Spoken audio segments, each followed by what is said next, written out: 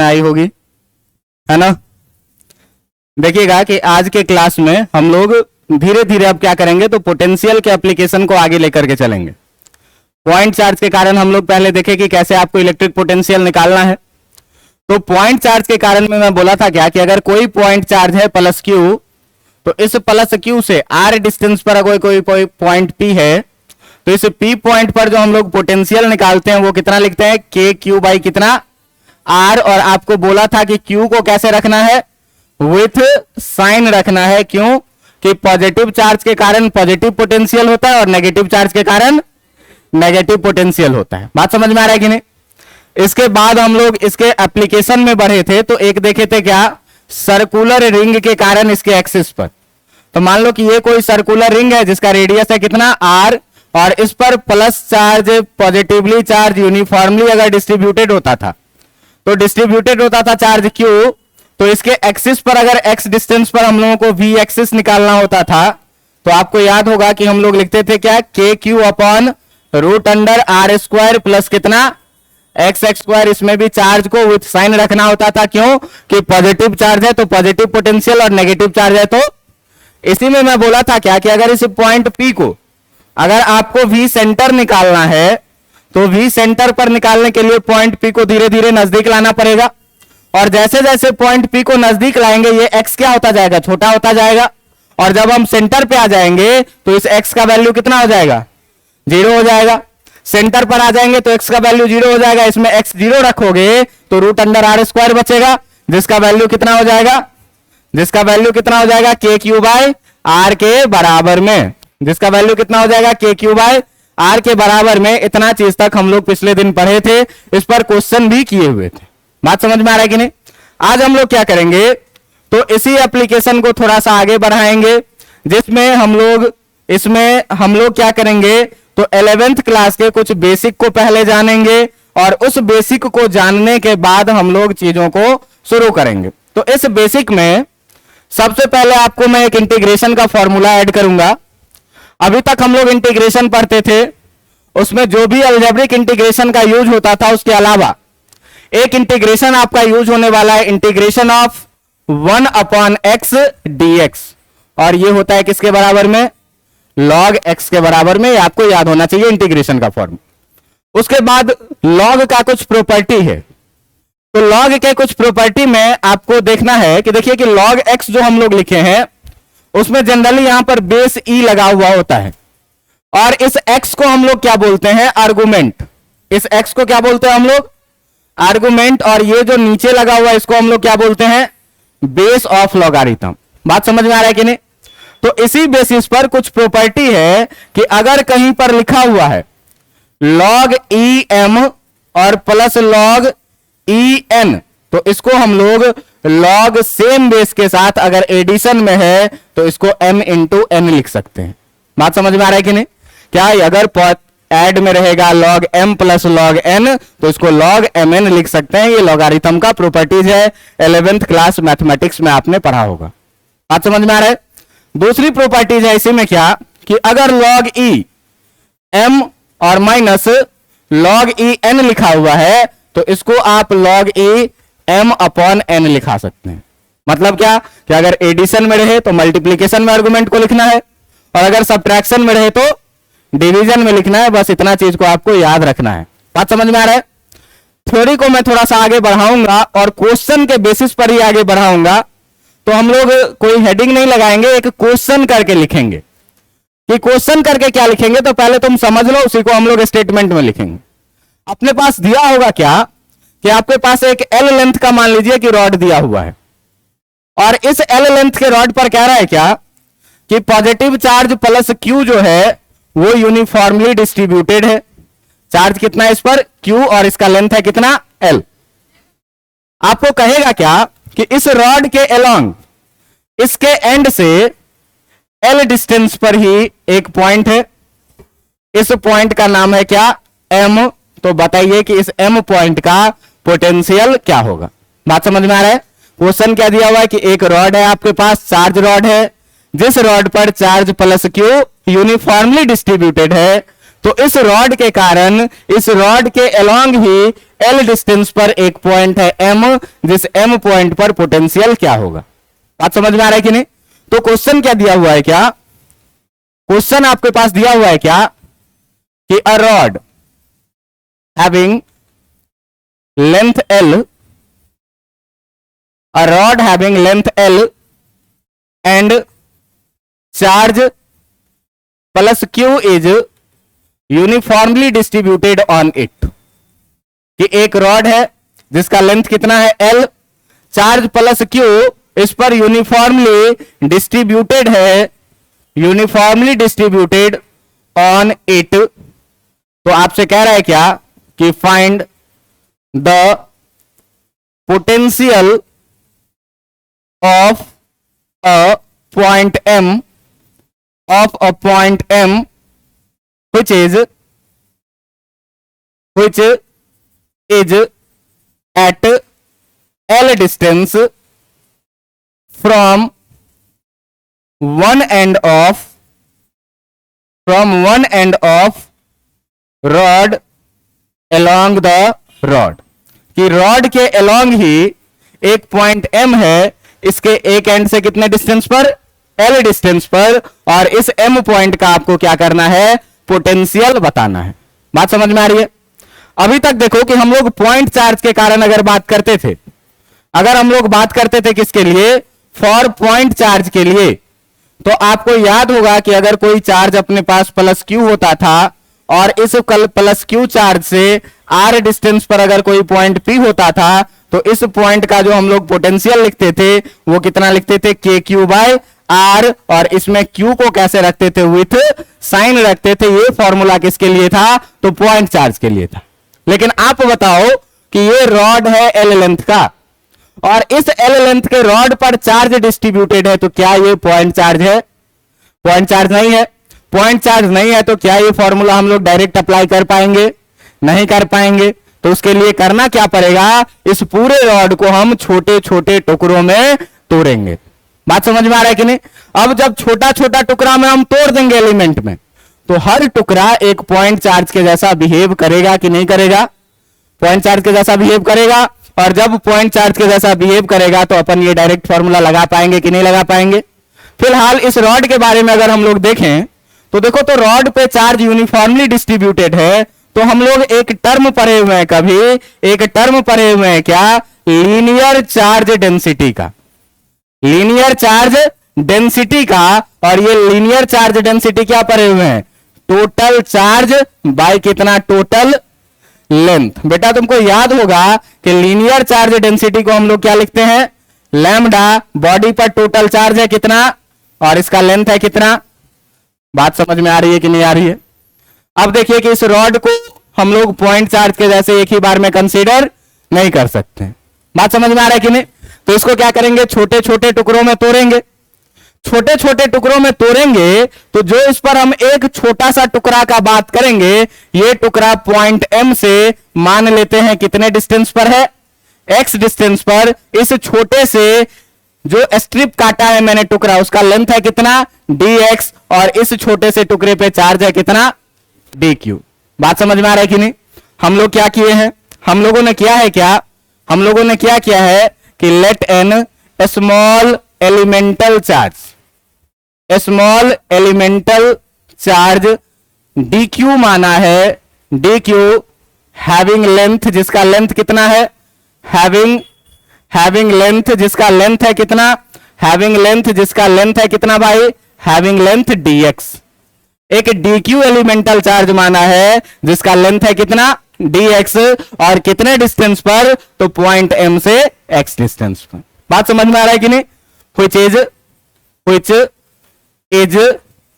at x distance, जो कि x distance है, which is at x distance from the point, जो point है अपना, पॉइंट कौन सा है, M, उस M पॉइंट से कितने डिस्टेंस पर, x डिस्टेंस पर। अब बताओ कि अगर पॉइंट चार्ज के कारण हम लोग पोटेंशियल का बात करते हैं तो क्या लिखते हैं, KQ बाई कितना, R।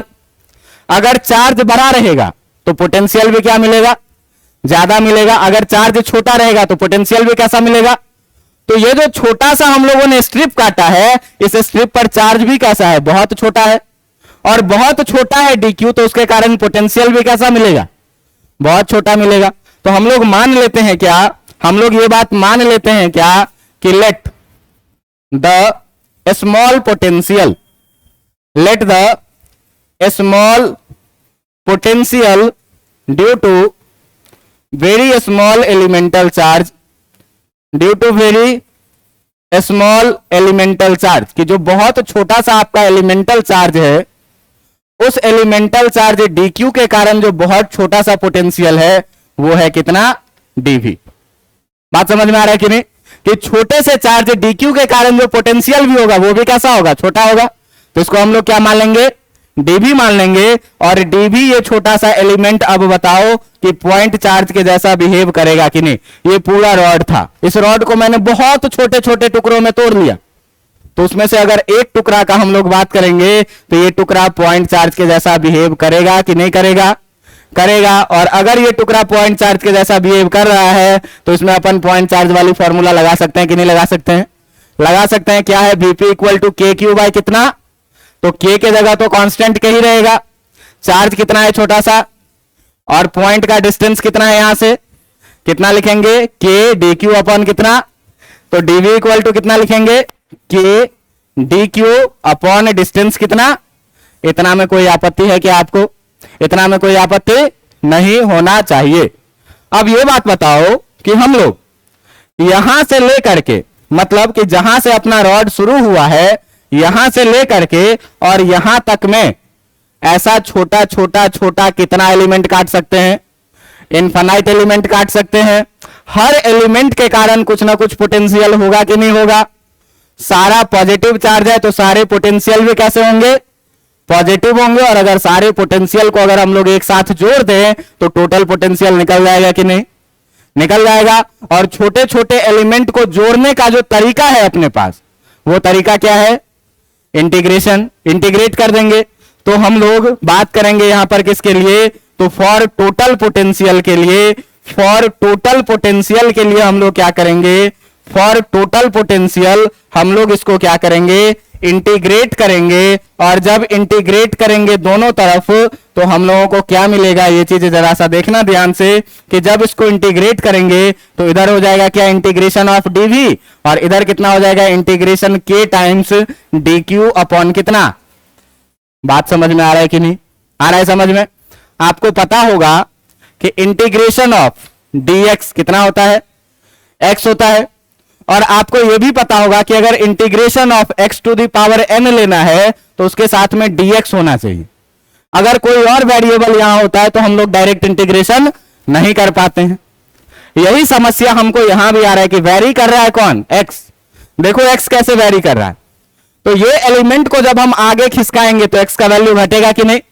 पहला एलिमेंट रॉड पर यहां पर काटेंगे और रॉड से जैसे जैसे हम एलिमेंट काटते काटते दूर जाएंगे x का वैल्यू बदलता जाएगा। मतलब वेरी कौन कर रहा है, x कर रहा है। लेकिन d के साथ क्या लगा हुआ है, d के साथ क्या लगा हुआ है, q लगा हुआ। बात समझ में आ रहा है कि नहीं। तो इस चीज को dq को मुझे पहले बदलना होगा किसमें, dx में। तो dq को dx में बदलने के लिए हम लोग यूज किसका करेंगे, लीनियर चार्ज डेंसिटी का। मैं तुमको क्या बोला हूं भाई कि अगर चार्ज इस रॉड पर यूनिफॉर्मली डिस्ट्रीब्यूटेड है तो हर यूनिट लेंथ में जो चार्ज का मैग्नीट्यूड होगा वो क्या होगा, एक जैसा होगा। तो जरा सा उठाओ इस छोटे से एलिमेंट को, और इस छोटे से एलिमेंट को अगर तुम देखोगे तो तुम देखोगे क्या कि ये जो तुम्हारा छोटा सा एलिमेंट है, इस छोटे से एलिमेंट का लेंथ है कितना और इस पर चार्ज है कितना, dq। बात समझ में आ रहा है कि नहीं। अगर हम यहां से लीनियर चार्ज डेंसिटी लिखने का कोशिश करेंगे, लैम्डा इक्वल टू तो total charge on the body upon total length of the body लिखेंगे कि नहीं लिखेंगे। इस पर चार्ज है कितना, dq, और इसका लेंथ है कितना। तो लीनियर चार्ज डेंसिटी क्या लिखते हैं, charge per unit, total charge upon total length. अब देखो यहां से कि अगर मुझे dq लिखना है तो dq equal to lambda dx लिखेंगे कि नहीं लिखेंगे। dq बदल गया किसमें, dx में। अब इस वैल्यू को अगर हम लोग पुट करेंगे तो आप देखिए इंटीग्रेशन ऑफ dv कितना बन के आएगा, v, इधर कितना हो जाएगा इंटीग्रेशन k, dq के जगह पर कितना और नीचे कितना, x। आप बताइए k कांस्टेंट है कि नहीं है, लैम्डा कांस्टेंट है कि नहीं है। तो इंटीग्रेशन में हम लोग कांस्टेंट को क्या करते हैं, बाहर कर लेते हैं। इंटीग्रेशन में कितना बचेगा, dx अपॉन कितना। लेकिन सबसे इंपॉर्टेंट काम यह भी होता है कि इंटीग्रेशन में अपन को लिमिट लगाना पड़ता है। तो लिमिट कहां से कहां तक का लगाएंगे, इसको जरा सा देखिए। तो मैंने आपको बताया है क्या कि इंटीग्रेशन में लिमिट हमेशा वो लगाते हैं जिसके साथ d लगा हुआ होता है, मतलब x के टर्म में लिमिट लगाएंगे। और हम लोगों को देखना है कि x कहां से कहां तक वेरी कर रहा है। बात समझ में आ रहा है कि नहीं। अब ध्यान देना कि x का वेरिएशन जरा सा देखो। तो अगर मेरे भाई तुम देखना कि अगर मैं करूं क्या कि यहां से देखूं पॉइंट m से, तो सबसे पहला एलिमेंट मैं कहां पर काटूंगा, यहां पर। x का वैल्यू कितना होगा, l के बराबर में होगा कि नहीं। जो मैं पहला एलिमेंट काटूंगा उस समय में x का लेंथ तो n हो जाएगा। उस समय में x का लेंथ क्या होगा, यहां से लेकर के यहां तक का लेंथ। और ये लेंथ कितने के बराबर में है, l के बराबर में। अब जरा सा ध्यान से देखो कि अगर मैं यहां से धीरे धीरे एलिमेंट काटते काटते काटते बढ़ता चलूं तो आखिरी एलिमेंट जो मैं काटूंगा तो उसका m पॉइंट से कितना डिस्टेंस होगा, ये डिस्टेंस l और ये भी डिस्टेंस कितना, टोटल डिस्टेंस कितना हो गया, 2l के बराबर में। बात समझ में आ रहा है कि नहीं। इसका मतलब कि जो मैं पहला एलिमेंट काट रहा हूं तो पहला एलिमेंट कहां पर, x इक्वल टू, और जो मैं आखिरी एलिमेंट काट रहा हूं वो x इक्वल टू कितने पर, मतलब x कहां से कहां तक वेरी कर रहा है, l से लेकर के 2l तक। तो लिमिट भी कहां से कहां तक लगेगा, l से लेकर के 2l तक। इतनी बातें समझ में आ रही है कि नहीं। इसको जरा सा आप ध्यान से देखिए कि v equal to k lambda times integration l से लेकर के 2l तक 1/x और dx लिख सकते हैं कि नहीं लिख सकते। और ये तो वही इंटीग्रेशन है जो मैंने अभी आपको बताया था। 1/x dx का इंटीग्रेशन कितना होता है, log x। भाई साहब जब log x इसका इंटीग्रेशन आप लिखेंगे, तो जब log x आप इसका इंटीग्रेशन लिखेंगे तो आप देखेंगे कि ये जो इंटीग्रेशन आपको मिल रहा है वो v इक्वल टू कितना मिलेगा, v इक्वल टू आपको मिलेगा k लैम्डा के जगह k लैम्डा इंटीग्रेशन 1/x कितना मिल जाएगा, log x। और लिमिट कहां से कहां तक है, l से लेकर के कहां तक, 2l तक। अब करेंगे क्या कि इसमें x के जगह पर पहले अपर लिमिट पुट करना है और फिर लोअर लिमिट पुट करके क्या करना है, सब्ट्रैक्ट करना है। तो आप ध्यान से देखेंगे कि v इक्वल टू आपको कितना मिलेगा, k lambda times log x के जगह पर अपर लिमिट कितना, माइनस x के जगह पर लोअर लिमिट कितना। बात समझ में आ रहा है कि नहीं। अब देखो तो ये log m minus log n type का चीज दिख रहा है कि नहीं। प्रॉपर्टीज में मैंने क्या बताया था कि log m minus log n रहे तो इसको log m अपॉन n लिख सकते हैं कि नहीं लिख सकते हैं। तो अगर log इसको m अपॉन n लिख सकते हैं तो आप यहां से देखेंगे ध्यान से कि v इक्वल टू आपको मिलेगा कितना, k लैम्डा log m के जगह पर है कितना और n के जगह पर है कितना। आप ध्यान से देखिए कि l से l कैंसिल होगा कि नहीं, v इक्वल टू कितना बचेगा, k लैम्डा log कितना 2। अब देखिए कि लैम्डा के जगह पर अपन k q by l into log 2 रख सकते हैं कि नहीं रख सकते हैं। k का वैल्यू पता है, रॉड पर कितना चार्ज था ये भी पता था, रॉड का लेंथ कितना था ये भी पता था, और log 2 का वैल्यू आपको गिवन होगा। तो ये सारे वैल्यू को जब डाल देंगे तो पोटेंशियल निकल जाएगा कि नहीं निकल जाएगा। बात समझ में आई कि नहीं आई, इतने बातों में कोई दिक्कत है क्या। तो ये एक अच्छा सा सवाल था। इसी में देखो कि L के जगह पर आपको पोजीशन बदल सकता है, क्या देगा कि यहां से x डिस्टेंस पर, y डिस्टेंस पर, z डिस्टेंस पर, तो उस हिसाब से आप इसको कैलकुलेट करेंगे। बात समझ में आ रहा है कि नहीं, कैलकुलेट करेंगे आपसे क्वेश्चन बन जाएगा। तो ये एक बढ़िया क्वेश्चन था पोटेंशियल का, रॉड के कारण कैसे निकाला जाए। बात समझ में आ रहा है कि नहीं। अब पोटेंशियल को हम लोग धीरे धीरे आगे बढ़ा करके ले चलेंगे किसमें, डाइपोल के फील्ड में। बात समझ में आ रहा है। जैसे हम लोग पढ़े थे electric field due to dipole, ऐसे ही अब हम लोग पढ़ने वाले हैं क्या, हम लोग पढ़ने वाले हैं क्या, electric potential due to dipole. तो अगर आपको याद हो कि डाइपोल क्या होता है तो आप ये चीजें आसानी से कर लेंगे। और हम लोग बात करेंगे किस चीज का, तो इलेक्ट्रिक पोटेंशियल ड्यू टू किस चीज का, डाइपोल का। इलेक्ट्रिक डाइपोल क्या होता है ये आपको पता होगा, पता है नहीं पता है पता, बताओ तो क्या होता है।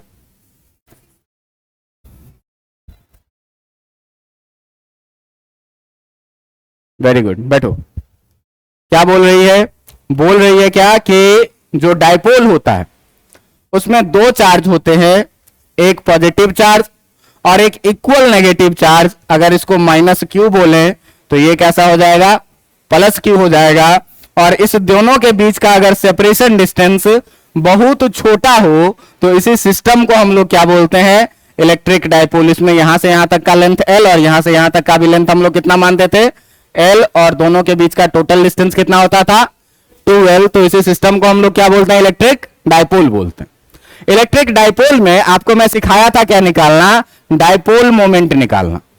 अगर आपको याद हो कि डाइपोल मोमेंट जो आपका P इक्वल टू होता था, ये हम लोग दोनों में से कोई एक चार्ज और इंटू दोनों के बीच का क्या लेते थे, यानी कि P इक्वल टू सीधे सीधे कितना लिखते थे, Q इंटू कितना, 2l। देखो चार्ज भी है स्केलर और लेंथ भी है स्केलर, तो डाइपोल मोमेंट को होना चाहिए क्या, स्केलर। लेकिन मैं आपको पढ़ाया था क्या कि जो डाइपोल मोमेंट है आपका ये कैसा क्वांटिटी है, तो जो आपका डाइपोल मोमेंट है, ये डाइपोल मोमेंट क्या है, इज अ वेक्टर क्वांटिटी। और जब वेक्टर क्वांटिटी है भाई तो इसके पास मैग्नीट्यूड के साथ साथ क्या होना चाहिए, इसके पास मैग्नीट्यूड के साथ साथ क्या होना चाहिए, डायरेक्शन भी होना चाहिए। और मैग्नीट्यूड के साथ साथ अगर डायरेक्शन भी होगा तो मैग्नीट्यूड तो आप Q इंटू 2l से निकाल लेंगे, लेकिन इसके डायरेक्शन के बारे में मैंने क्या बोला था, इसके डायरेक्शन में मैं बोला था क्या कि इसका जो डायरेक्शन होता है, जो इसका डायरेक्शन होता है, डायरेक्शन ऑफ P, ये डायरेक्शन ऑफ P क्या होता है भाई, तो हमेशा ही always from minus Q two plus Q, हमेशा किधर, नेगेटिव चार्ज से लेकर के और पॉजिटिव चार्ज की तरफ क्या होगा, डाइपोल मोमेंट का डायरेक्शन होगा। बात समझ में आ रहा है कि नहीं। इसी में मैं आपसे बात किया था क्या कि अगर कोई इलेक्ट्रिक डाइपोल है अपने पास, अगर कोई इलेक्ट्रिक डाइपोल है अपने पास, और इस इलेक्ट्रिक डाइपोल का अगर हम लोग बात करें तो ये है अपने पास एक इलेक्ट्रिक डाइपोल जिसमें एक ये है माइनस क्यू चार्ज और एक है प्लस क्यू चार्ज। ये है डाइपोल का सेंटर, यहां से यहां तक डिस्टेंस l और यहां से यहां तक डिस्टेंस l। तो इसमें मैं बोला था क्या कि डाइपोल के अलोंग जो लाइन होता है, इस लाइन को अगर हम लोग इधर भी और इधर भी इनफाइनाइटली एक्सटेंड कर दें तो इस लाइन को हम लोग क्या बोलते थे, इस लाइन को हम लोग क्या बोलते थे, एक्सियल लाइन ऑफ डाइपोल। बात समझ में आ रहा है कि नहीं। इस पॉइंट को हम लोग क्या बोलते थे, पोल ऑफ डाइपोल। और पोल ऑफ डाइपोल से एक लाइन गुजरे और एक्सियल लाइन के परपेंडिकुलर हो तो इस लाइन को हम लोग क्या बोलते थे, इस लाइन को हम लोग क्या बोलते थे, इस लाइन को हम लोग बोलते थे क्या, इक्वेटोरियल लाइन। तो अब हम लोगों को, आपको अगर याद हो, इलेक्ट्रिक फील्ड निकाले थे तो पहले एक्सियल लाइन पे निकाले थे, फिर इक्वेटोरियल लाइन पे निकाले थे, और फिर किसी जनरल पॉइंट पे भी हम लोग क्या किए थे, इलेक्ट्रिक पोटेंशियल का बात किए थे। बात समझ में आ रहा है कि नहीं। तो जैसे जैसे इलेक्ट्रिक फील्ड निकाले थे उसी तरीके से हम लोग इलेक्ट्रिक पोटेंशियल का भी बात करेंगे। बात समझ में आ रहा है।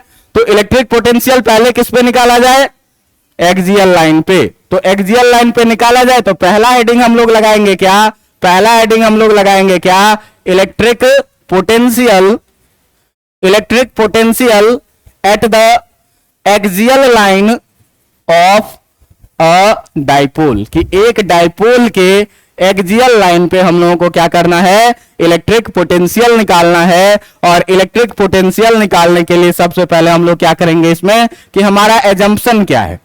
तो let a dipole having, let a dipole having dipole moment P।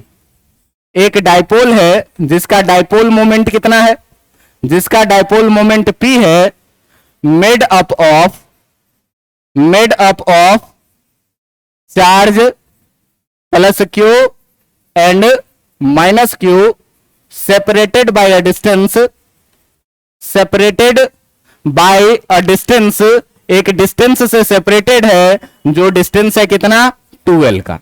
हम लोगों ने माना है क्या कि अपने पास एक इलेक्ट्रिक डाइपोल है, जिस इलेक्ट्रिक डाइपोल का जो चार्ज है वो चार्ज है कितना, माइनस Q, और चार्ज है कितना, प्लस Q। इस दोनों के बीच का जो सेपरेशन डिस्टेंस है वो सेपरेशन डिस्टेंस है कितना भाई, इस दोनों के बीच का सेपरेशन डिस्टेंस है कितना, 2l। तो यहां O से L और यहां तक भी कितना, L हम लोग मान लेंगे। और हम लोगों को फाइंड क्या करना है, तो हम लोगों को फाइंड क्या करना है, तो हम लोगों को फाइंड करना है क्या कि इसके एक्सियल लाइन पे, एक्सियल लाइन कैसा होगा, तो डाइपोल के अलोंग अगर एक लाइन हम लोग ऐसे खींच लेंगे तो इसी लाइन को क्या बोलेंगे, एक्सियल लाइन बोलेंगे। और एक्सियल लाइन बोलेंगे तो हमको कहा हुआ है क्या कि इस डाइपोल का जो डाइपोल मोमेंट है P है, तो P को हम लोग कितना लिखेंगे, Q इंटू 2L के बराबर में। इतना बात आपको पता है कि नहीं पता है।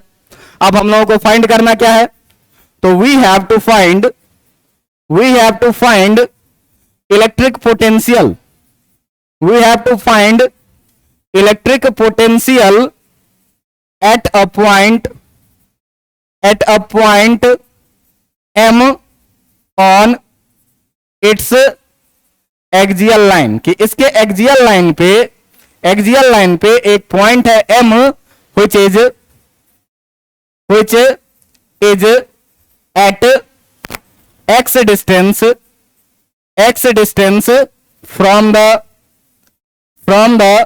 pole of dipole, कि पोल ऑफ डाइपोल से कितने दूर पर, तो पोल ऑफ डाइपोल से x डिस्टेंस पर कहीं पर यहां पर एक पॉइंट है क्या, M, और इस पॉइंट का इस पोल से जो डिस्टेंस है, इस पोल से डिस्टेंस है कितना भाई, x डिस्टेंस है। तो इस पॉइंट M पर जो है सो हम लोगों को क्या करना है, इलेक्ट्रिक पोटेंशियल फाइंड करना है। आपको पता होगा कि इलेक्ट्रिक पोटेंशियल स्केलर क्वांटिटी है, पॉजिटिव चार्ज के कारण पॉजिटिव पोटेंशियल होता है और नेगेटिव चार्ज के कारण नेगेटिव पोटेंशियल होता है। आप देखेंगे कि ये डाइपोल दो चार्ज से बना हुआ है, एक चार्ज पॉजिटिव है और दूसरा चार्ज कैसा है, नेगेटिव है, और दोनों चार्ज पॉइंट चार्ज है। तो यहां पर हम लोग पॉइंट चार्ज का डायरेक्ट फॉर्मूला लगा सकते हैं। बात समझ में आ रहा है कि नहीं। इस माइनस क्यू से अगर पॉइंट M के डिस्टेंस का हम लोग बात करें तो आप ध्यान से देखिए कि यहां से लेकर के M तक का डिस्टेंस है कितना, x। तो यहां से अगर हम L लेंथ आगे बढ़ेंगे तो इस माइनस क्यू से M तक का जो डिस्टेंस हो जाएगा वो कितना हो जाएगा, x प्लस। कोई दिक्कत है क्या, कोई दिक्कत नहीं होना चाहिए। और पॉजिटिव चार्ज प्लस क्यू से अगर हम M पॉइंट का डिस्टेंस देखें तो देखिए, तो यहां से डिस्टेंस है x, L डिस्टेंस कम कर देंगे तो माइनस क्यू से M तक का डिस्टेंस हो जाएगा, और ये डिस्टेंस आपको कितना मिल जाएगा, x माइनस कितना, L के बराबर में। इसमें कोई दिक्कत है क्या, इसमें कोई दिक्कत आपको नहीं होना चाहिए। तो अगर इसमें कोई दिक्कत नहीं है भाई तो एक एक करके दोनों चार्ज के कारण, पॉजिटिव चार्ज के कारण भी और नेगेटिव चार्ज के कारण भी हम क्या करते हैं, M पॉइंट पर पोटेंशियल निकालते हैं, और लास्ट में क्या करेंगे, दोनों पोटेंशियल को ऐड कर देंगे, टोटल पोटेंशियल आ जाएगा। बात समझ में आ रहा है कि नहीं। तो हम लोग मानते हैं क्या कि let the potential due to minus Q at point M, कि माइनस क्यू के कारण जो पॉइंट M पर पोटेंशियल है वो है कितना, V1। तो अगर भाई V1 लिखना है तो V1 कैसा चार्ज है, V1 पर नेगेटिव चार्ज है माइनस क्यू, और ये पॉइंट चार्ज है कि नहीं है, पॉइंट चार्ज है।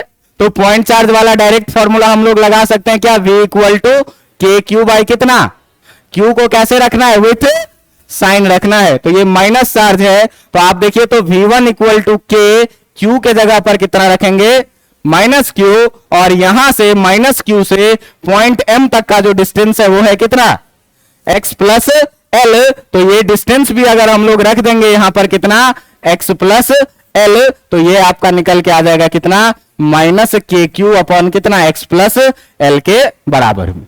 बात समझ में आ रहा है कि नहीं। फिर दूसरी बात हम लोग क्या एज्यूम करेंगे, दूसरा बात हम लोग एज्यूम करेंगे क्या कि पॉइंट M पर प्लस क्यू के कारण जो पोटेंशियल है, प्लस क्यू के कारण जो पोटेंशियल है, let the potential due to minus Q के जगह पर कितना, plus Q at point M is, इसको हम लोग V1 के जगह पर कितना मान लेते हैं, V2, कि पॉजिटिव चार्ज प्लस क्यू के कारण जो पॉइंट M पर पोटेंशियल है वो है कितना, V2। तो भाई ये बताओ कि V2 इक्वल टू अगर हम लोग बात करेंगे तो ये पॉजिटिव चार्ज प्लस क्यू भी पॉइंट चार्ज है कि नहीं है, पॉइंट चार्ज है, पॉइंट चार्ज है। तो पॉइंट चार्ज वाला फॉर्मूला लगा सकते हैं कितना, के क्यू अपॉन आर। बात समझ में आ रहा है कि नहीं। तो के के जगह पर कितना लिखना है, के चार्ज के जगह पर कितना है और डिस्टेंस है कितना, ये कितना हो जाएगा आपका के Q upon x minus L. बात समझ में आ रहा है कि नहीं। तो अगर हम लोग टोटल पोटेंशियल का बात करेंगे, अगर हम लोग टोटल पोटेंशियल का बात करेंगे, total potential at point M, total potential at point M can be given by, कैसे दिया जा सकता है भाई? तो पोटेंशियल स्केलर क्वांटिटी है और पोटेंशियल स्केलर क्वांटिटी है, तो v इक्वल टू हम लोग क्या करेंगे, v1 प्लस कितना, कोई दिक्कत है क्या? v1 प्लस v2, दोनों पोटेंशियल को क्या करेंगे, ऐड कर देंगे, काम हो जाएगा। अब देखो कि अगर v इक्वल टू लिखना है तो v1 का वैल्यू है कितना, के क्यू अपॉन कितना, x प्लस एल, और प्लस v2 है कितना, के क्यू अपॉन कितना, x माइनस।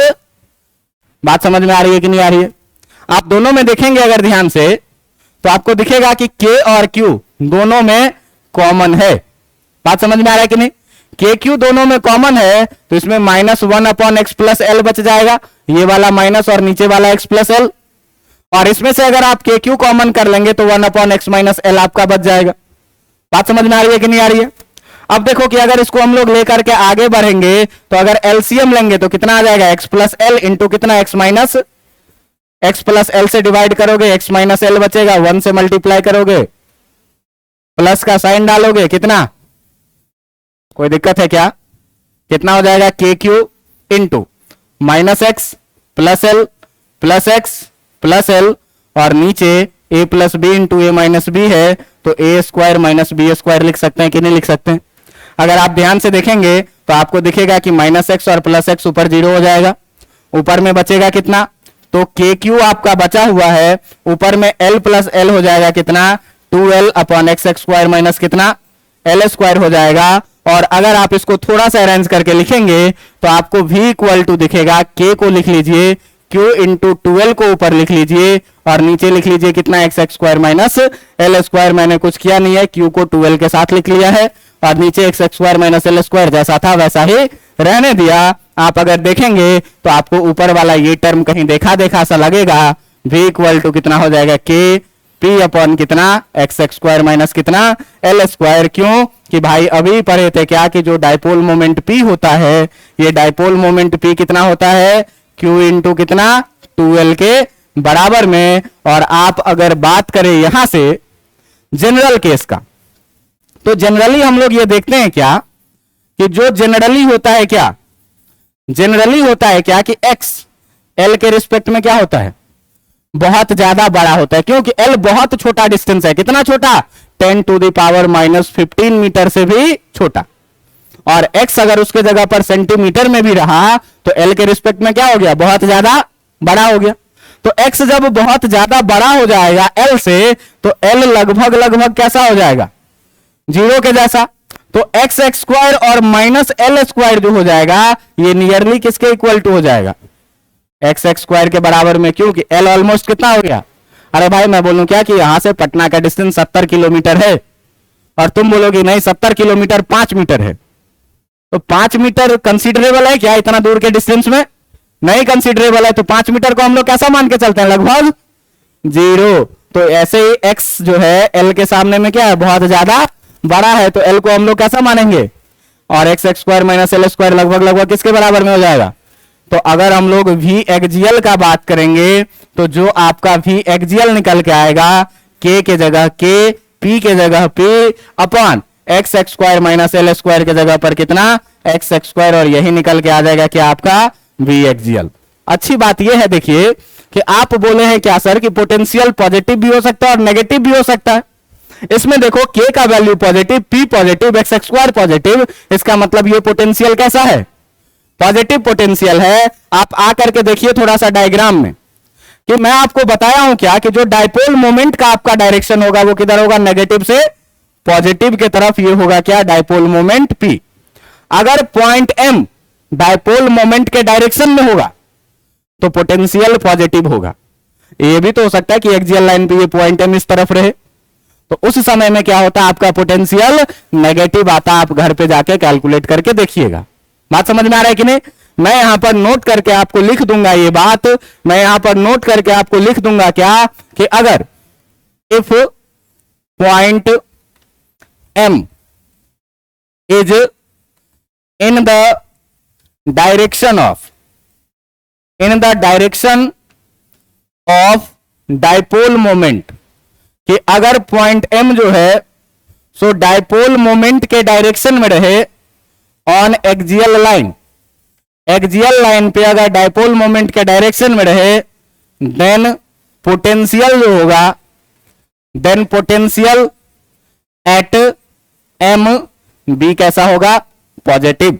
अगर डाइपोल मोमेंट के डायरेक्शन में ये पॉइंट रहेगा तो उस समय में जो आपका पोटेंशियल होगा, ये पोटेंशियल कैसा होगा, पॉजिटिव होगा। और अगर यही चीज जो है सो आपका पॉइंट M जो है सो कैसे रहे, तो इन द अपोजिट डायरेक्शन में रहे, इन द अपोजिट डायरेक्शन में रहे डाइपोल मोमेंट के। तो अगर इन द अपोजिट डायरेक्शन में बात करेंगे, अगर point M is in the opposite direction of, अगर पॉइंट M कैसा रहे, अपोजिट डायरेक्शन में रहे, opposite direction of dipole moment on axial line, then potential at M जो हो जाएगा, ये पोटेंशियल एट M कैसा हो जाएगा, नेगेटिव हो जाएगा। इस चीज को आपको ध्यान में रखना है कि डाइपोल मोमेंट के डायरेक्शन में पॉजिटिव पोटेंशियल और डाइपोल मोमेंट के अपोजिट डायरेक्शन में एक्सियल लाइन पे कैसा पोटेंशियल, नेगेटिव पोटेंशियल रहेगा। इतना में कोई कष्ट है क्या, कोई कष्ट नहीं होना चाहिए।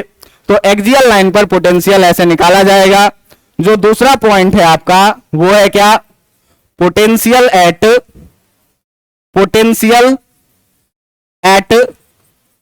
Equatorial line of dipole. अगर हम लोग इक्वेटोरियल लाइन पे बात करें, इक्वेटोरियल लाइन ऑफ डाइपोल, अगर इक्वेटोरियल लाइन पे बात करें तो आप सबसे पहले क्या कंसीडर करिए, एक डाइपोल कंसीडर करिए। और मान लीजिए कि ये डाइपोल जो है सो आपका किन चार्जों से बना हुआ है, तो ये चार्ज बना हुआ है -q से, और ये किससे बना हुआ है, +q से। अब आप ध्यान से देखेंगे कि इस दोनों चार्ज के बीच का जो डिस्टेंस हम लोग मानते हैं डाइपोल के लिए, वो कितना मानते हैं, सेंटर से इधर भी L और इधर भी कितना। और जो इक्वेटोरियल लाइन होता था, वो इक्वेटोरियल लाइन कैसा होता था, पोल से पास करे और परपेंडिकुलर हो। बात समझ में आ रहा है कि नहीं, यही लाइन है कैसा, इक्वेटोरियल लाइन। अब जरा सा ध्यान से देखो कि ये पॉइंट O है और इक्वेटोरियल लाइन पे कोई पॉइंट है M जो कि इसके पोल से कितने डिस्टेंस पर है। अब पॉइंट M पर अगर हमको पोटेंशियल निकालना है तो हम लोग यहां पर -q के कारण भी पोटेंशियल निकालेंगे और यहां पर +q के कारण भी क्या करेंगे, पोटेंशियल निकालेंगे। और दोनों पोटेंशियल को अगर हम लोग ऐड कर देंगे तो टोटल पोटेंशियल निकल के आ जाएगा कि नहीं आ जाएगा। तो मान लो कि अगर देखो यहां से कि ये डिस्टेंस है x और ये डिस्टेंस है L, तो ये डिस्टेंस कितना हो जाएगा, √x² प्लस, और ये भी डिस्टेंस कितना हो जाएगा, √x² प्लस कितना, L² के बराबर में। बात समझ में आ रहा है कि नहीं। तो मान लेंगे क्या कि let the potential at M due to -q is V1, कि -q के कारण जो पोटेंशियल है वो है कितना, V1। तो V1 इक्वल टू हम लोग कितना लिखेंगे, k चार्ज -q और डिस्टेंस कितना, √x² प्लस L²। लिखता है कि नहीं, KQ बाय कितना, R, K के जगह K, Q है कितना, -q और डिस्टेंस है कितना, √x² प्लस L²। और मान लो क्या कि पोटेंशियल ड्यू टू +q जो है, मान लेते हैं क्या कि लेट पोटेंशियल जो है आपका, पोटेंशियल ड्यू टू +q के कारण जो पोटेंशियल है इज ये है कितना, V2। तो भाई साहब अगर हमको V2 लिखने का जरूरत है तो V2 कितना लिखोगे, K चार्ज है कितना, +q और डिस्टेंस है कितना, √x² प्लस L²। अब अगर टोटल पोटेंशियल का बात करोगे तो जो तुम्हारा टोटल पोटेंशियल है, जो तुम्हारा टोटल पोटेंशियल है, ये टोटल पोटेंशियल कितना हो जाएगा, V equal to V1 plus कितना, V2 के बराबर में। आप ध्यान से देखेंगे कि जो V है ये है कितना, -kq/r, और जो V2 है ये है कितना, kq/, देखिए V1 है कितना, -kq/r, r के जगह पर कितना लिखो, √x² प्लस L²। चलो वही लिख देते हैं, √ कितना, x² प्लस L², और ये भी कितना, √x² प्लस, जितना पॉजिटिव उतना भी क्या, नेगेटिव। तो जितना पॉजिटिव है उतना भी नेगेटिव है, तो V इक्वल टू कितना आ जाएगा। इसका मतलब कि V अगर इक्वेटोरियल लाइन पे बात करेंगे तो V अगर इक्वेटोरियल लाइन पे बात करेंगे तो V इक्वेटोरियल लाइन हमेशा ही कितना आएगा, 0 आएगा। क्यों 0 आएगा, तो जब भी इक्वेटोरियल लाइन का हम लोग बात करेंगे तो आप देखिएगा कि जो डिस्टेंस का बात होगा अगर डायपोल पे, तो डिस्टेंस सेम रहेगा। बात समझ में आ रहा है कि नहीं? पॉजिटिव चार्ज जितना पॉजिटिव पोटेंशियल बनाएगा, नेगेटिव चार्ज उतना ही नेगेटिव, और दोनों मिलकर के कितना हो जाएगा? बात समझ में आ रहा है कि नहीं? अच्छा देखना कि ये अगर इक्वेटोरियल लाइन है, मान लो क्या कि ये अगर डायपोल है, ये डंडा क्या है? डायपोल, और इस डायपोल पर ये वाला लाइन जो है ये इक्वेटोरियल लाइन है, तो ऐसा ऐसा कितना इक्वेटोरियल लाइन पॉसिबल हो सकता है? इनफाइनाइट इक्वेटोरियल लाइन चारों तरफ पॉसिबल हो सकता है। और ये सारे डायपोल का अगर हम इक्वेटोरियल लाइन को मिला दें तो यहां पर एक प्लेन बन जाएगा कि नहीं बन जाएगा? अगर इसको पूरा घुमा देंगे तो यहां से यहां तक एक प्लेन बन जाएगा कि नहीं बन जाएगा? और इस प्लेन पर ही हमेशा इक्वेटोरियल लाइन पे कैसा पोटेंशियल रहेगा? जीरो पोटेंशियल रहेगा। इसका मतलब इस पूरे प्लेन पर कैसा पोटेंशियल होगा? जीरो पोटेंशियल होगा। तो पूरे प्लेन पर अगर जीरो पोटेंशियल होगा, मान लो देखो जरा सा, अगर बात करें हम लोग इस चीज का प्लेन का, तो ये प्लेन कैसा प्लेन होगा? ये देख लो कि हम लोग मान लेते हैं क्या कि ये चीज जो है आपका, ये चीज क्या है? एक सरफेस है, और इस सरफेस पर अगर हम लोग ये डायपोल का देख रहे थे तो इक्वेटोरियल लाइन मिल करके क्या करेगा? इक्वेटोरियल लाइन मिल करके क्या करेगा? एक ऐसा प्लेन बनाएगा जो चारों तरफ का एक प्लेन होगा, है कि नहीं? ये बीच से ठीक गुजरा और हर इक्वेटोरियल लाइन मिल मिल करके क्या किया? आपका एक प्लेन बनाया, और प्लेन में हर जगह पर पोटेंशियल कैसा हो जाएगा? जीरो पोटेंशियल हो जाएगा। बात समझ में आ रहा है कि नहीं? तो प्लेन में अगर हर जगह पर पोटेंशियल जीरो हो जाएगा भाई, तो इसके लिए हम लोग एक टर्म यूज करते हैं, एक टर्म यूज करते हैं जिसका नाम होता है क्या? Equipotential surface. जिसका नाम क्या होता है? Equipotential surface. और ये इक्विपोटेंशियल सरफेस क्या होता है? तो इसको जरा सा ध्यान से देखना कि इक्विपोटेंशियल सरफेस हम लोग क्या कहते हैं कि if the potential eight if the potential at each point on the surface remains same, इसके नाम में ही इसका डेफिनेशन छुपा हुआ है। इक्वी पोटेंशियल का मतलब क्या? इक्वल पोटेंशियल वाला एक सरफेस। तो अगर किसी भी सरफेस के हर एक पॉइंट पर जो पोटेंशियल रहे वो कैसा रहे? सेम रहे, तो ऐसे सरफेस को हम लोग क्या बोलते हैं? then the surface is known as तब हम लोग ऐसे सरफेस को क्या बोलते हैं? ऐसे सरफेस को हम लोग क्या बोलते हैं? इक्विपोटेंशियल सरफेस बोलते हैं। और ध्यान से अगर आप देखेंगे, मान लीजिए क्या कि एक सरफेस है अपने पास, ऐसा स्फेरिकल सरफेस। बात समझ में आ रहा है कि नहीं? और इस स्फेरिकल सरफेस के सेंटर पर मान लो क्या कि चार्ज रखा हुआ है कितना? Plus Q. बात समझ में आ रहा है कि नहीं? तो इस सरफेस से ये बताओ कि इस चार्ज का डिस्टेंस हर जगह कितने के बराबर में होगा? अगर इस डिस्टेंस को हम देखें तो r, तो अगर दूसरा वाला भी पॉइंट अगर कोई सा ले तो भी कितना? तीसरा भी पॉइंट कोई सा ले तो कितना हो जाएगा? मतलब a का अगर बात करें या b का बात करें या c का बात करें, तीनों ही रेडियस के बराबर डिस्टेंस पर होगा। और इस पॉइंट चार्ज के कारण अगर हम ए पॉइंट पर पोटेंशियल लिखेंगे तो कितना लिखेंगे? के क्यू बाई कितना? बी पर अगर पोटेंशियल लिखेंगे तो भी कितना लिखेंगे? के क्यू बाई कितना? अगर सी पर पोटेंशियल लिखेंगे तो भी कितना लिखेंगे? के क्यू बाई कितना? तुम देखो ध्यान से कि V A, V B, V C, तीनों का तीनों क्या? कोई भी पॉइंट अगर हम इस सरफेस पर लेंगे तो पोटेंशियल हर जगह कैसा होगा? सेम होगा। इसका मतलब ये हुआ कि ये जो सरफेस है, ये सरफेस कैसा है? ये सरफेस कैसा है? इक्विपोटेंशियल सरफेस है। और अच्छी बात आप देखेंगे तो किसी भी दो पॉइंट के बीच का अगर हम पोटेंशियल का डिफरेंस देखें, देखो यहां से इसको घटाओ, लिखोगे कितना? V A minus V B, और इसको घटाओगे तो इक्वल टू कितना आएगा? मतलब किसी भी दो पॉइंट के बीच का पोटेंशियल डिफरेंस हमेशा कैसा होगा? जीरो होगा। तो ऐसे सरफेस को हम लोग क्या बोलेंगे? इक्विपोटेंशियल सरफेस बोलेंगे। बात समझ में आ रहा है कि नहीं? तो इसको डिफाइन हम लोग दूसरे तरीके से भी कर सकते हैं क्या कि अगर इफ द पोटेंशियल डिफरेंस, अगर पोटेंशियल डिफरेंस का बात करें, if the potential difference between any two point of a surface, any two point of a surface, अगर किसी भी सरफेस का क्या हो जाए? किसी दो पॉइंट का सरफेस का पोटेंशियल डिफरेंस कैसा हो जाए? जीरो हो जाए। बात समझ में आ रहा है कि नहीं? किसी भी दो पॉइंट के बीच का पोटेंशियल डिफरेंस कितना हो जाए, जीरो हो जाए, तब भी हम लोग क्या कहेंगे, then the surface is known as, then the surface is known as कैसा सरफेस, इक्वी पोटेंशियल सरफेस। तब भी इस सरफेस का नाम हम लोग क्या देंगे, इक्वी पोटेंशियल सरफेस नाम देंगे। अब जरा सा डाइपोल के केस का थोड़ा सा बात करो, तो डाइपोल के केस में देखो, तो अगर डाइपोल का हम लोग बात करते थे तो अपना डाइपोल कुछ ऐसा होता था, माइनस क्यू प्लस क्यू। बात समझ में आ रहा है कि नहीं? और माइनस क्यू प्लस क्यू के बीच का जो स्मॉलर डिस्टेंस होता था, इस डिस्टेंस को हम लोग 12 बोलते थे, इस पॉइंट को क्या बोलते थे, पोल। अब इस पोल से गुजरने वाले अगर हम एक सरफेस का बात करें, तो ये सरफेस मान लो कुछ ऐसा है जो सरफेस के बारे में क्या कह रहा है कि ये इसके कैसे है, परपेंडिकुलर। बात समझ में आ रहा है कि नहीं? ये था डाइपोल, तो ये सरफेस कैसा है, इसके चारों तरफ परपेंडिकुलर है। बात समझ में आ रहा है कि नहीं?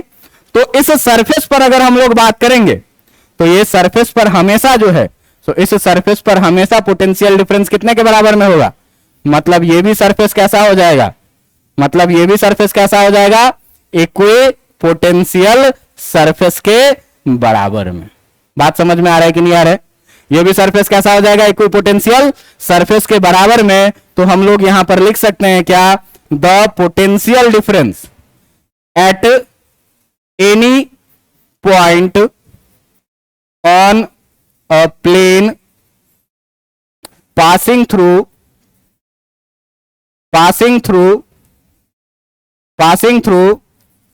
द पोल ऑफ डाइपोल, कि पोल ऑफ डाइपोल से पास करे and perpendicular to dipole, dipole के क्या हो, परपेंडिकुलर भी हो और पोल से पास भी करे, तो उस पर क्या हो जाएगा, जो पोटेंशियल डिफरेंस होगा वो कैसा होगा, जीरो के बराबर।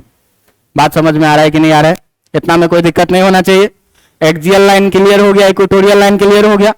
अब 2 मिनट में आप देखिए कि किसी पॉइंट अगर हम बात करें कि एक्सियल पे ना हो, इक्वेटोरियल पे भी ना हो, किसी जनरल पॉइंट पे हो। बात समझ में आ रहा है कि नहीं? तो हम लोग बात करेंगे किस चीज का, हम लोग बात करेंगे किस चीज का, इलेक्ट्रिक पोटेंशियल का। Electric potential eight any point of dipole. आपके टेस्ट के क्वेश्चन में पूछा हुआ था कि डाइपोल के किसी भी पॉइंट पर इलेक्ट्रिक फील्ड प्रोपोर्शनल होता है। आप लोग आर स्क्वायर ऑप्शन में मारे थे, जबकि होगा क्या। बात समझ में आ रहा है कि नहीं? तो जब चर्चा नहीं रहे एक्सियल या इक्वेटोरियल का, तो आपको क्या समझ के चलना है कि किसी जनरल पॉइंट की बात हो रही है। बात समझ में आ रहा है कि नहीं? तो देखो कि अगर जनरल पॉइंट का बात करेंगे तो पॉइंट कैसा हो, ना एक्सियल लाइन पे हो और ना ही क्या हो, इक्वेटोरियल लाइन पे हो। अब देखना ध्यान से कि अगर पॉइंट एक्सियल लाइन पे भी ना हो और इक्वेटोरियल लाइन पे भी ना हो, तो ऐसे केसेस में हम लोग कैसे डील करेंगे। तो ये है अपने पास एक डाइपोल, और इस डाइपोल का जो चार्ज फॉर्मेशन है वो किन चार्जों से बना हुआ है, माइनस क्यू से और किससे, प्लस क्यू से। इस दोनों के बीच का डिस्टेंस है कितना, यहां से यहां तक एल और यहां से यहां तक भी कितना। ये बात बताओ कि अगर डाइपोल मोमेंट पी का हम लोग बात करेंगे, तो डाइपोल मोमेंट पी हमेशा ही किधर होगा, नेगेटिव चार्ज से किधर के तरफ, पॉजिटिव चार्ज के तरफ।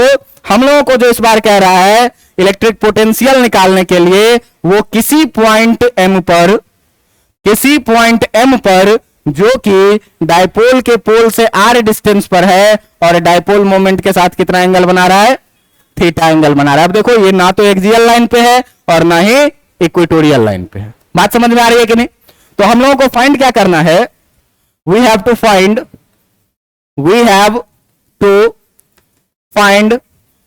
Potential at point M which is at r distance, जो कितने डिस्टेंस पर है, r distance from the pole of dipole, कि पोल ऑफ डाइपोल से कितने डिस्टेंस पर है, r डिस्टेंस पर, making angle theta with dipole moment vector p के साथ कितने का एंगल बना रहा है, ये वेक्टर p के साथ कितने का एंगल बना रहा है, थीटा एंगल। बात समझ में आ रहा है कि नहीं? अब देखो कि अगर हमको किसी भी तरीके से ये डिस्टेंस पता चल जाए तो माइनस क्यू के कारण हम लोग पोटेंशियल निकाल लेंगे, अगर ये डिस्टेंस पता चल जाए तो प्लस क्यू के कारण पोटेंशियल निकाल लेंगे। लेकिन ये दोनों डिस्टेंस निकालने में आपका हालत खराब हो जाएगा ज्योमेट्री से। बात समझ में आ रहा है कि नहीं?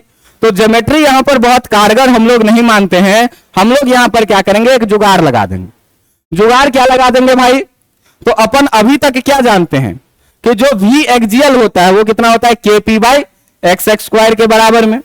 हम लोग क्या जानते हैं, अभी तक में क्या जानते हैं कि जो आपका v एक्सियल होता है ये कितना होता है, के P by x X square के बराबर में। और जो आपका v इक्विटोरियल होता है ये v इक्विटोरियल हमेशा ही कितना होता है। इसी कॉन्सेप्ट पर अगर किसी तरीके से ये चीज बैठ जाए तो अपन का काम क्या हो जाएगा, आसान हो जाए। बात समझ में आ रहा है कि नहीं? अच्छा ये बताओ, डायपोल मोमेंट वेक्टर है कि स्केलर है? वेक्टर है। तो वेक्टर है तो इसको हम लोग कंपोनेंट में तोड़ सकते हैं कि नहीं तोड़ सकते हैं? कैसे तोड़ सकते हैं भाई? तो जिसके साथ थीटा लगा हुआ हो उसके साथ क्या लेते हैं, कॉस थीटा। तो ये बताओ, तो इस पी को हम लोग अगर घुमा देंगे तो जिसके साथ थीटा लगा हुआ है उसके साथ अगर बात करें तो ये एक नया डायपोल बनेगा जिसका डायपोल मोमेंट कितना हो जाएगा, पी कॉस, जिसके साथ थीटा लगा है कॉस थीटा, और जिसके साथ थीटा नहीं लगा हो उसके साथ क्या लेते हैं, साइन थीटा। तो ये वाला अगर हम लाइन का बात करें तो ये डायपोल कैसा हो जाएगा, पी साइन थीटा के बराबर में। अब देखो कि इस एक डायपोल को हमने क्या किया, दो डायपोल में तोड़ दिया। पहला डायपोल का डायपोल मोमेंट हमेशा नेगेटिव से पॉजिटिव होता है, तो ये कुछ माइनस और ये कुछ प्लस टाइप का हुआ होगा। अब बताओ तो कि इस वाले डायपोल के पॉइंट एम एक्सियल लाइन पर है कि इक्वेटोरियल लाइन पे है? एक्सियल लाइन पे है। एक्सियल वाला फॉर्मूला लग जाएगा कि नहीं? ये वाला डायपोल आप देखिए, ये माइनस चार्ज और ये कैसा चार्ज, ये एक नया डायपोल है। इसके एक्सियल लाइन पे है कि इक्वेटोरियल लाइन पे है?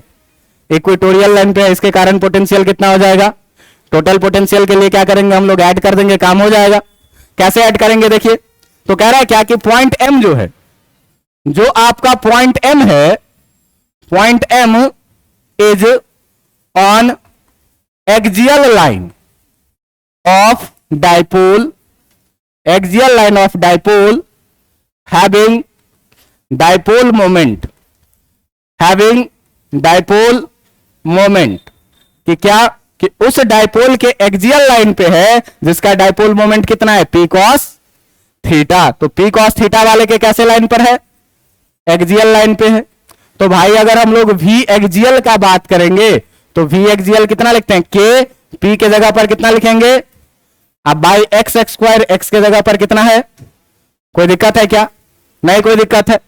अब अगर आप ध्यान से देखेंगे तो जो आपका पॉइंट एम है वो कहेगा क्या कि point M is on equatorial line, equatorial line of dipole, equatorial line of dipole having dipole moment, having dipole moment उस डायपोल के इक्वेटोरियल लाइन पे है जिसका डायपोल मोमेंट कितना है, पी साइन थीटा के बराबर में। देखो जरा सा ध्यान से कि इस डायपोल का डायपोल मोमेंट कितना है और इस पी साइन थीटा के परपेंडिकुलर इक्वेटोरियल लाइन पे पॉइंट एम है कि नहीं है। तो इक्वेटोरियल लाइन पे है तो यहां पर हम लोग किसका फॉर्मूला लगाएंगे, भी इक्वेटोरियल का, और जो भी इक्वेटोरियल होता है ये भी इक्वेटोरियल कैसा हो जाएगा, जीरो के बराबर में। अब अगर हम लोग बात करें किस चीज का, अब अगर हम लोग बात करें किस चीज का, हम लोग बात करें नेट पोटेंशियल का, और नेट पोटेंशियल किसका, एट पॉइंट एम का, कि अगर पॉइंट एम पे नेट पोटेंशियल का बात करें तो v इक्वल टू कितना लिखेंगे, v एक्सियल प्लस कितना, v इक्वेटोरियल के बराबर में। भाई साहब v एक्सियल कितना आया है, p cos थीटा बाई कितना, r स्क्वायर, और v इक्वेटोरियल कितना आया है, यानी कि जो आपका v नेट मिल जाएगा ये कितना मिल जाएगा, kp cos थीटा बाई कितना, आर स्क्वायर। यहां पर देखो कि कहोगे तुम कि यहां भी सर पोटेंशियल पॉजिटिव और नेगेटिव का झमेला होगा, तो देखो यहां तुमको ज्यादा टेंशन लेने की जरूरत नहीं है, कॉस थीटा खुद ब खुद मैनेज कर लेगा। ध्यान दीजिएगा कि अगर एक्सियल लाइन पे पॉइंट रहा तो देखिए तो थीटा कितना, जीरो के बराबर में, कॉस जीरो का वैल्यू कितना, 1, कॉस जीरो का वैल्यू 1 डालिएगा, कॉस जीरो का वैल्यू 1 डालिएगा, 1 डालिएगा, कितना हो जाएगा, केपी बाई एक्सियल का फॉर्मूला है कि नहीं। अगर थीटा को हम बढ़ाते बढ़ाते क्या कर दें, अगर थीटा को हम बढ़ाते बढ़ाते बढ़ाते बढ़ाते बढ़ाते परपेंडिकुलर 90 डिग्री पे आ जाए तो इक्वेटोरियल लाइन पे आ जाएगा कि नहीं? इक्वेटोरियल लाइन पे पोटेंशियल कितना होता है? cos 90 का वैल्यू कितना होता है? cos थीटा का वैल्यू अगर 90 डिग्री डाल दोगे तो ये पूरा का पूरा कितना हो जाएगा? 0 हो जाएगा। और थीटा जैसे ही 90 डिग्री से ज्यादा होगा, 90 डिग्री से ज्यादा होगा, सेकंड क्वाड्रेंट में आ जाएगा। सेकंड क्वाड्रेंट में cos थीटा क्या होता है? नेगेटिव। नेगेटिव होता है तो पोटेंशियल भी कैसा आने लगेगा? मतलब यहां हमको नेगेटिव पॉजिटिव का टेंशन लेने की जरूरत नहीं है। यहां cos थीटा खुद ब खुद देख लेगा कि कौन सा पोटेंशियल पॉजिटिव होगा, कौन सा पोटेंशियल नेगेटिव होगा। इस तरह से पूरा का पूरा डायपोल का ये लेक्चर आपका कंप्लीट हो गया और आज रिकॉर्ड तोड़ नंबर ऑफ पेज लिखाया है। बात समझ में आ रहा है कि नहीं? कितना पेज चलता था डेली? 11 पेज, 12 पेज, हार्डली कितना पेज?